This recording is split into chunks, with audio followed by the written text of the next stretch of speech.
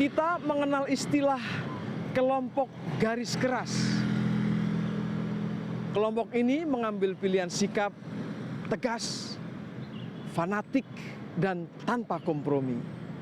Tapi di sudut yang lain, kita juga mengenal istilah kelompok garis lucu.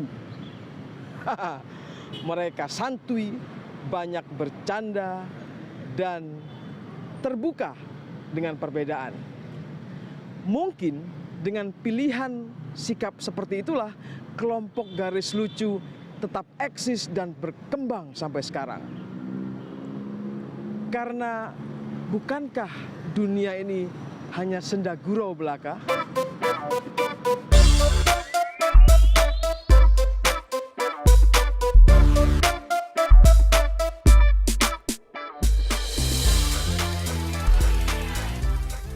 Pengguna media sosial Indonesia hampir pasti mengenal akun-akun garis lucu. Akun-akun ini berseliweran di jagat Twitter, Instagram, dan Facebook. Dalam hitungan kasar di Twitter misalnya, akun-akun yang menyematkan nama garis lucu atau GL di belakang nama akun mencapai ratusan jumlahnya. Jumlah follower tak usah ditanya.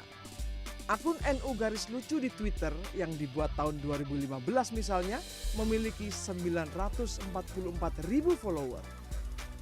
Sementara Muhammadiyin garis lucu diikuti oleh 121.000 follower.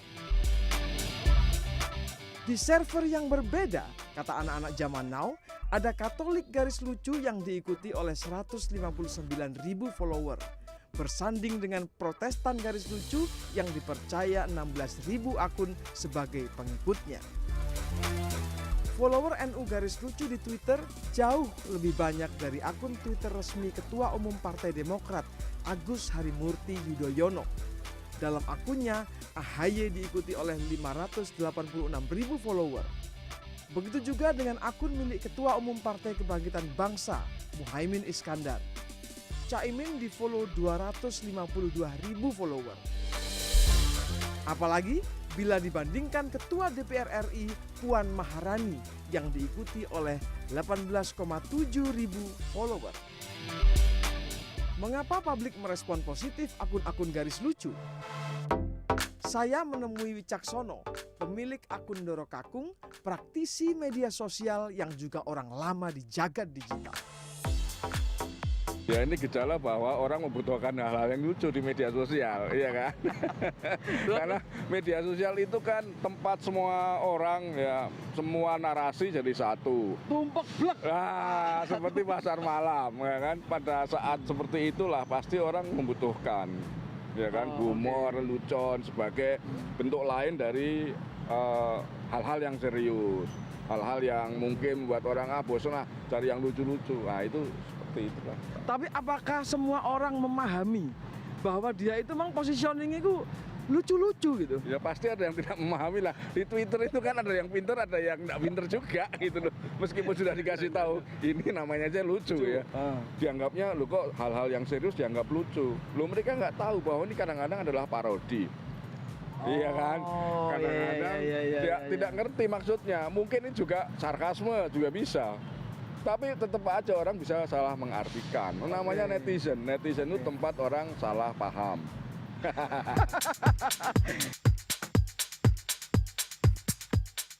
Wicaksono mengingatkan, netizen yang sangat beragam memunculkan risiko bagi setiap akun untuk mendapatkan serangan.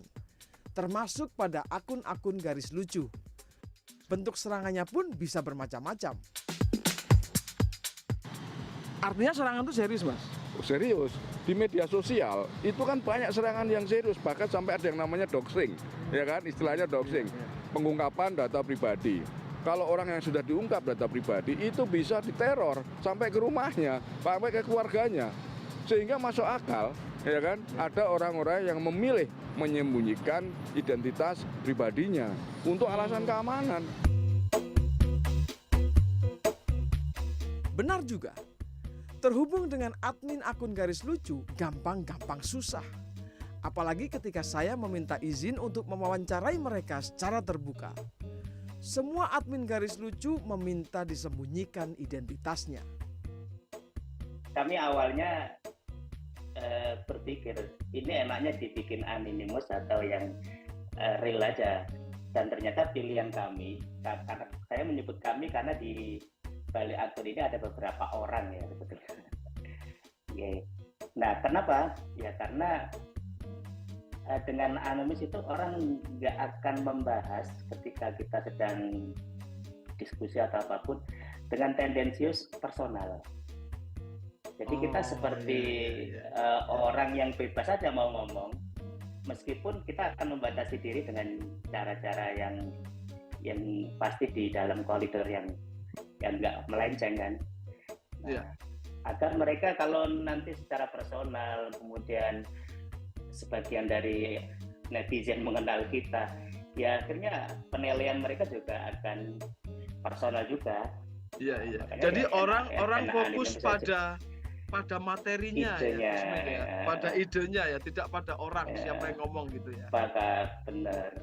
Kita juga pengen ngajak netizen itu kalau setiap kali mengeluarkan opini atau menyanggah apapun, fokuslah pada idenya, bukan pada personal di baliknya gitu. Kebanyakan sekarang gitu. Dan bullying, kemudian cancel culture dan yang lain itu kan lebih ke personal dia. Dia nggak lagi bahas ide, nggak lagi bahas bahkan inti persoalannya. Orang jadi suka menyerang membabi buta karena dicari-cari siapa ini orangnya, kemudian di media sosial apa segala macam diudal-udal itu kan apa tuh, ada istilah serangan digitalnya itu ya. Itu yang kawan-kawan tidak mau ya. Cancel culture cancel itu iya, karena kalau sudah kenal orang kan akan nyari, oh ini sedang kerja di mana, atau anak dari siapa, kemudian diseranglah keluarganya, diseranglah institusi yang di mana dia bekerja dan yang lain sebagainya.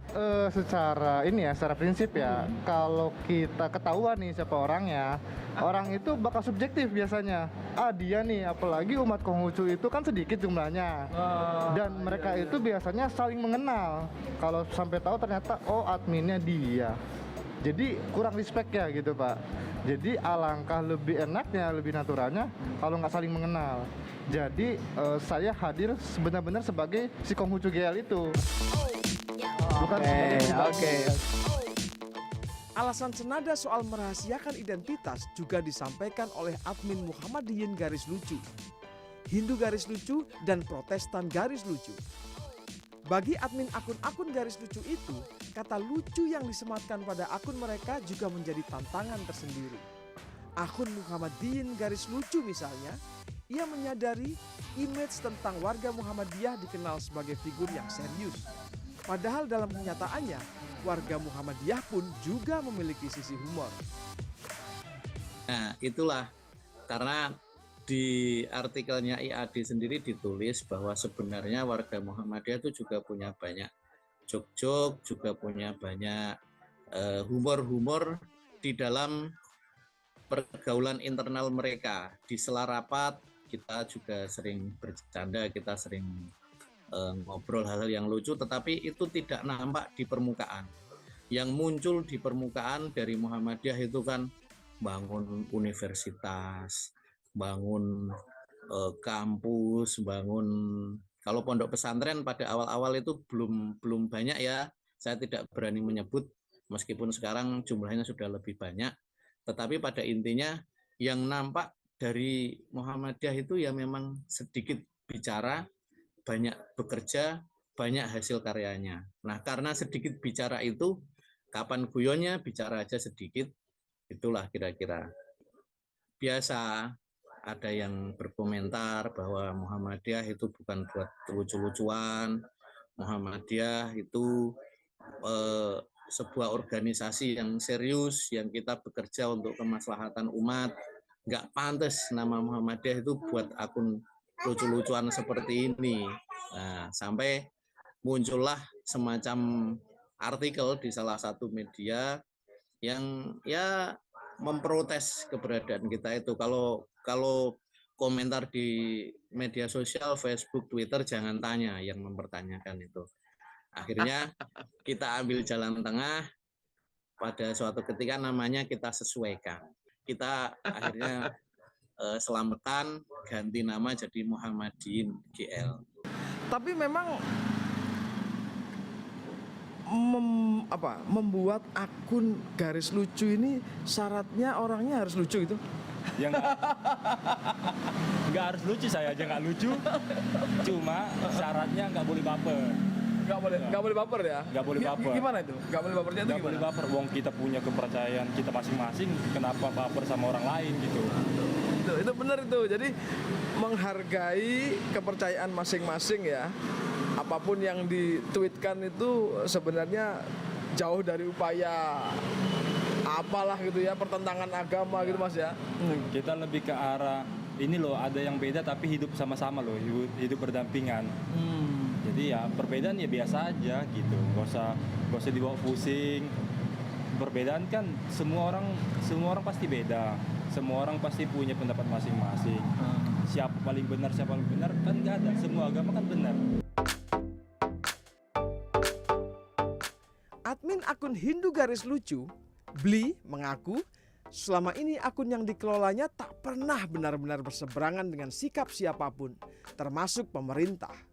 Kalau toh ada perbedaan pandangan soal kebijakan tertentu, justru perbedaan itu diungkapkan dengan kritik yang cerdas dan tentu saja lucu. Misalnya nih kayak keputusan Gubernur Bali itu tiba-tiba menolak bola Israel gitu kan, kita jadi kan Iya. itu aduh kita sama udah itu kita bener-bener kita kritisi lah gitu ya dalam konteks itu. Tapi menarik soal ini ya. Tapi ketika misalnya gubernur itu bicara atas nama pemerintahan gitu, itu apakah terkoneksi dengan dia sebagai umat Hindu? Gimana Bli? Saya kira enggak ya, karena itu sama sekali kan kita sempat bikin survei tuh, Hindu GL sempat bikin survei karena gubernur bilang dia mewakili, berterima kasih karena masyarakat Bali sangat memahami dan mendukung keputusan gubernur. Karena gubernur bikin statement begitu, kita survei nih khusus orang-orang KTP Bali nih, silakan diisi gitu kan. Apakah itu mewakili, apakah tidak mewakili gitu. 90% merasa tidak terwakili gitu. Jadi itu benar-benar sih keputusan apa yang menggerakkan. Berarti Hindu GL ini main politik juga. Dalam kadar politik juga. Dalam kadar tertentu, ketika kita hidup bernegara terus kita mengkritisi kebijakan mengkritisi itu, tapi kan kita tidak menghujat, kita cuman maksudnya lucu-lucuan lah gitu ya. Lain lagi dengan NU garis lucu. Salah satu posting yang sempat ramai menyangkut kandidat calon presiden Anies Baswedan. Itu kan lucu-lucuan kan, ada satu video yang kemudian kita post yang membahas tentang batik. Nah kemudian saya sedang ngobrol dengan salah satu teman akrab yang di Twitter juga kita kenalnya, Gus Irfan yang dari Solo itu kan, beliau pengrajin batik di sana. Nah ketika kita sindir bahwa di video itu Pak Anies sedang komen bahwa batik itu awalnya tidak dipakai di baju tapi di sarung, atau sebaliknya saya lupa jadinya malah. Terus saya bilang saya ingat yang itu. Kemudian saya bilang ke Gus Irfan, loh ini lihat sama salah kaprah loh selama ini. Karena kalimat itu rame kan, akhirnya orang kita membantah apa yang disampaikan dan kita memelintir dikiranya, padahal kita benar-benar ngobrol soal batik gitu. Nah yang kayak gitu sering ya memang. Dan Pak Anies sendiri, terima kasih Pak Anies sudah menanggapi video kami dan kemudian akhirnya jadi dialog juga.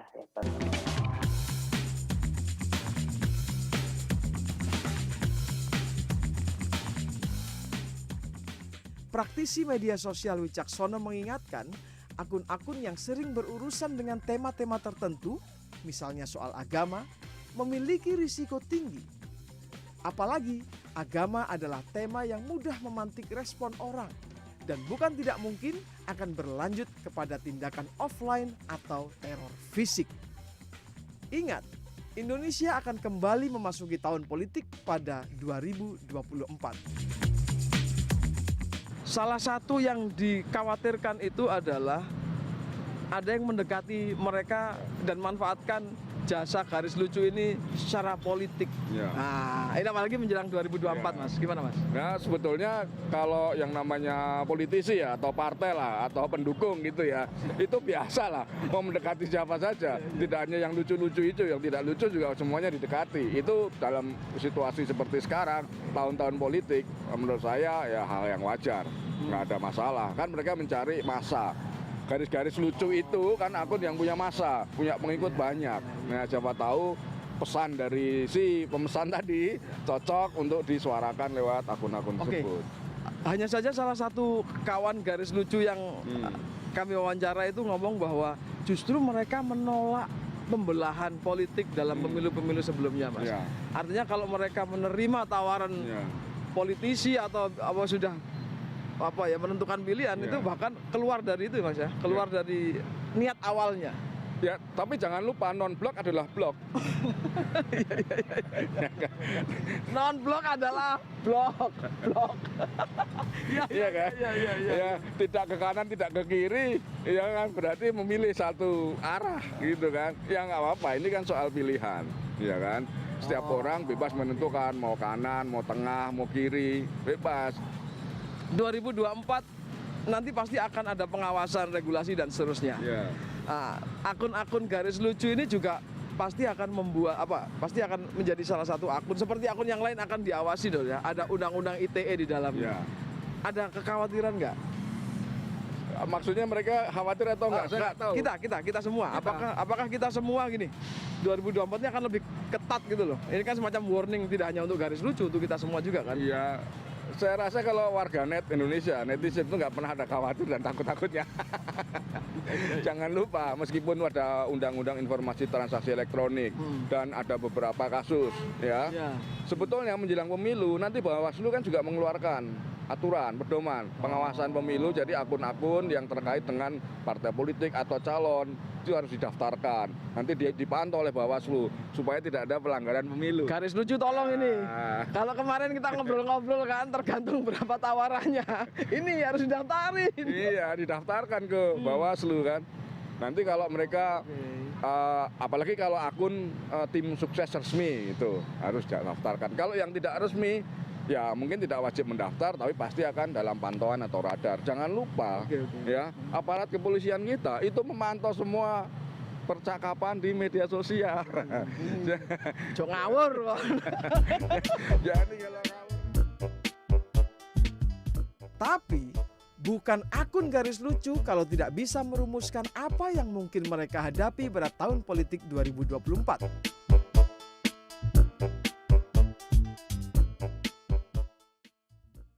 Yang pertama kepada para calon, para kontestan itu, ya kalau melakukan pendekatan ke admin garis lucu itu yang serius lah, jangan cuma mention-mention, tindak lanjuti DM, tanya rekening gitulah. Iya. Sekalian dibuka ya. Sekalian, jangan hanya mention colak-colek gitu, jangan. Kemudian kepada masyarakat, saya kira kita sudah melalui, ini agak serius ya, boleh ya? Kita Boleh dong. Kita sudah melalui berbagai masa pemilu. Kalau mungkin sebagian besar kita diajak bicara Orde Baru dan seterusnya, mungkin sudah tidak terlalu nyambung. Tetapi kalau kita bicara dari pemilu 99, kemudian 2004, 2009 dan seterusnya, kita sudah mengalami banyak sekali hal dan kita harusnya sudah semakin dewasa.